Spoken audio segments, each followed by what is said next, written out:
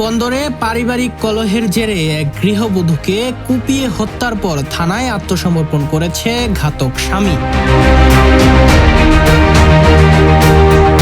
শনিবার রাত 12:30টার দিকে উপজেলার এনায়েতনগর এলাকায় জাহাঙ্গীর মিয়ার ভাড়া বাসায় এই ঘটনাটি ঘটে। নিহত বিজলি আক্তার আমেনা কুমিল্লা জেলার কান্দাইল গ্রামের বাহার মিয়ার মেয়ে এবং ইমরান হোসেনের স্ত্রী। নিহতের ছোট বোন বৃষ্টি আক্তার জানান, 9 মাস আগে আমেনার সঙ্গে ইমরানের বিয়ে হয়। এটি আমিনার দ্বিতীয় বিয়ে। তাদের মধ্যে প্রায়ই পারিবারিক ও তুচ্ছ ঘটনা নিয়ে ঝগড়া হতো। পুলিশ কর্মকর্তা সাইফুল ইসলাম বলেন, গৃহবধূ আমিনাকে কুপিয়ে হত্যার পর অভিযুক্ত স্বামী থানায় আত্মসমর্পণ করেছে। মরদেহ উদ্ধার করে নারায়ণগঞ্জ জেনারেল হাসপাতালের মর্গে পাঠানো হয়েছে। পারিবারিক কলহের জেরে এই ঘটনা ঘটেছে। এই ঘটনায় আইনগত ব্যবস্থা প্রক্রিয়াধীন রয়েছে বলে জানা যায়।